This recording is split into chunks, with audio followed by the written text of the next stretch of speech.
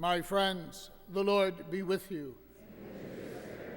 A reading from the Holy Gospel according to John.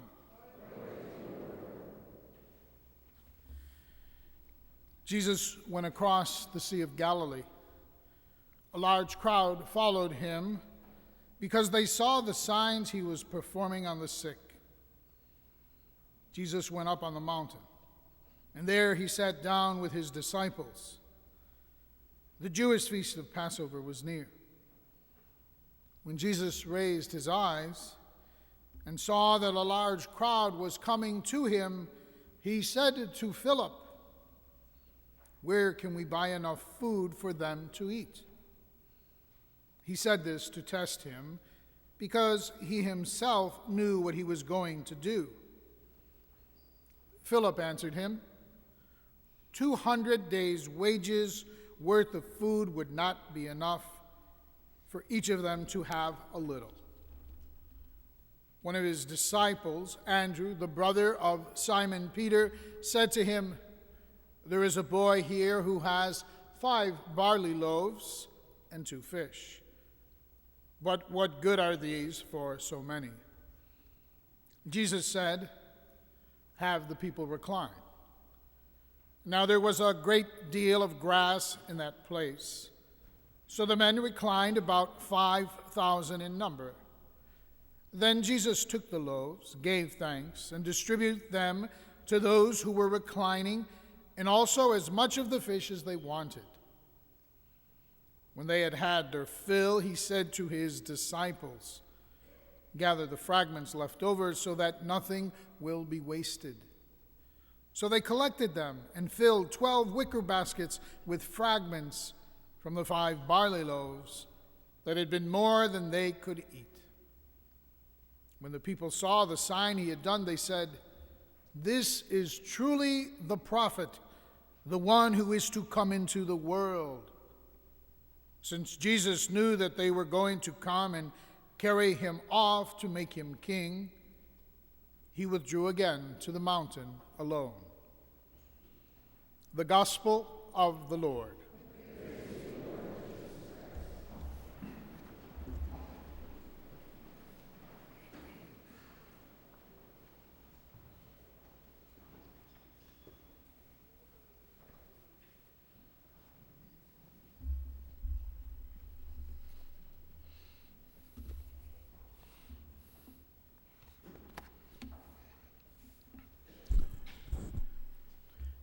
Before I begin, I'd like to ask a favor of everyone that during this week, we all take some extra time to remember the members of our parish community who went this morning to Jamaica to work in the missions. Our mission team from St. Gregory's, some 12 people, adults, men and women. I saw them off at the airport at the lovely hour of 4 a.m. this morning. But it was a joyful 4 a.m. because we talked and we prayed in the midst of the airport.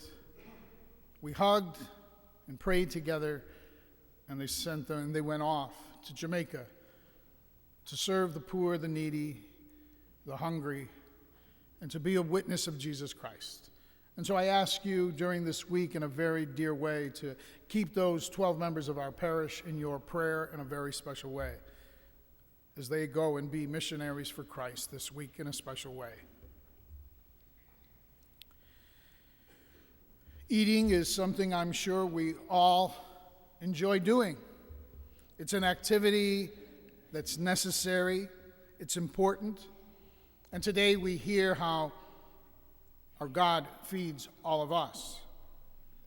And even as he satisfies our hunger in this sacred meal today, he teaches us all the true meaning of the food that comes from the altar table. Because when we think about it, eating is probably one of the most commercially exploited of all human activities. Sponsors spend fantastic sums of money annually to persuade you and me to patronize their restaurants, eat their particular food, buy their detergents to clean up after ourselves, to buy antacids to correct the efforts of overeating. Take, for example, a new restaurant opens in a particular area. It's new, it's advertised, the chef is popular, it's intriguing, and what happens? Everyone wants to go to try it. It's hard to get a reservation because we all want to go to taste, to sample, and to make a judgment, and to see, is it a 3-star, a 4-star, or 1-star? And thus, we all want to try it. It's interesting how we all want to flock to that table. I'm sure Europeans probably are amazed by our American eating habits at times. Fast food restaurant, convenient foods, all of those things seem to have begun here in America. The pre-packed, the pre-prepared, the pre-measured, the ready-to-micro, they're all here to stay. And I think that's one of the reasons why family meals sometimes don't seem to be celebrated, or the great traditions that were held in families when that particular Sunday there was the family meal of gathering. It wasn't quick, it wasn't instant, it wasn't pre-prepared. It was special, it was unique, it was something that we looked forward to.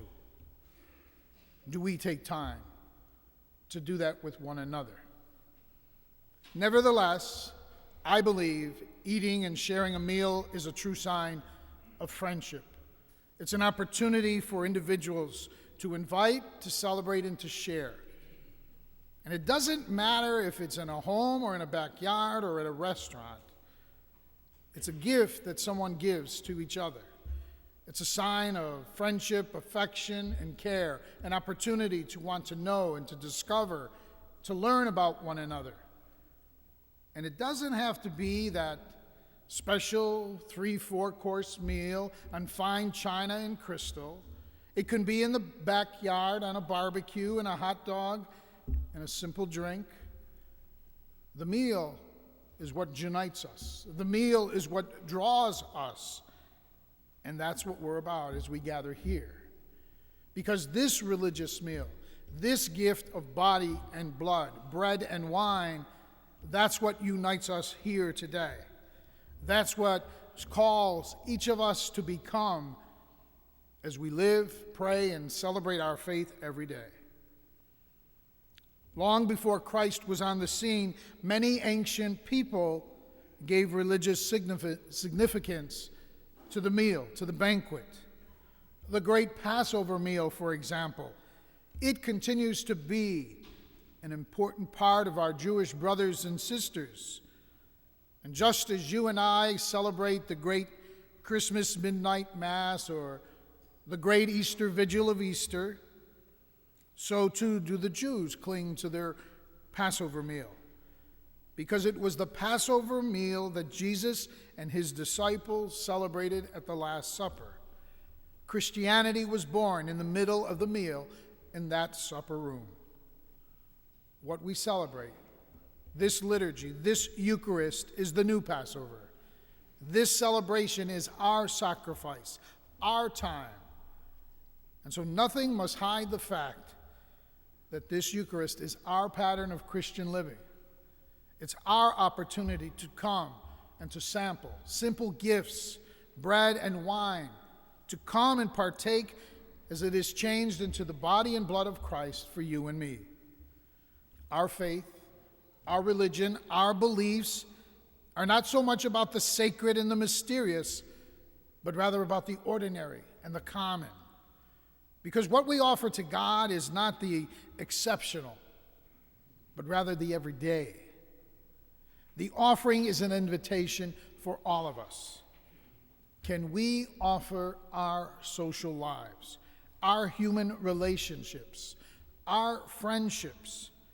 Can we offer our material gifts, our financial, our moral lives, our married, our single, our celibate lives?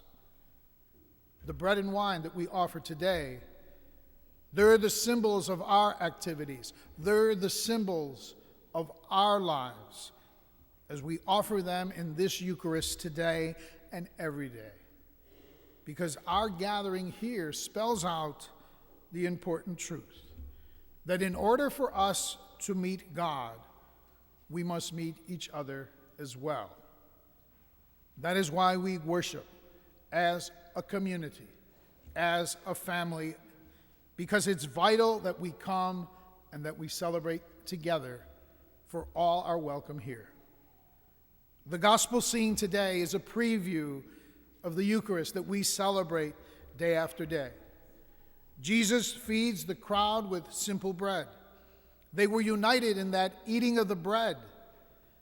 The same is true for us today, because Jesus calls us here to share this meal, to be strengthened by it, so that we can share the eternal food that he gives to all of us. There's an old story, something similar to loaves that Jesus shared. The story is called Stone Soup. Some of you may know the story. It's in a tale. Two soldiers go into a war-torn village. They're looking for something to eat, a little thing, nothing great. Everything is closed, the people are suspicious, and they will offer nothing to the soldiers. Well, the soldiers decide they're going to make stone soup. And so they get a pot, they fill it with water, with a rock in it, and they begin to boil it. And people are curious. They look, they wonder. And suddenly the soldiers begin to gather ingredients. They say, well, this soup would be so much better if we had a bit of salt. Oh, it would be so much nicer if we had some vegetables. Eventually, the townfolk begin to let down their guard, their defenses, and they open their meager cupboards and they come forward with the ingredients to make the soup, to make it complete. What's important is that they become one, community, united, sharing, and blessed, just as we do here at the altar of God. Isn't that what we do every time we come here, this church, any church we enter? We take a bit of bread, a bit of wine, we take the words, we bring everyone together, and we become the body of Christ. Why do we come? Some because of our faithfulness. Some because we celebrate each day. Some might come out of desperation and need. Some might come kicking, struggling, saying, why do I have to come? But we come no matter what, because we hunger to be at the table. We come hunger to be one with Christ. We share his presence. We give of ourselves. It's not something new, but yet we flock to it, just as a new restaurant, day after day, week after week. We come because we want to taste, to be enriched, to be blessed, and to be loved by our God. May this life-giving bread, this saving cup, enrich us all, so that we might know the love of our God, experience his joy, and truly become the body of Christ as we serve the Lord and one another.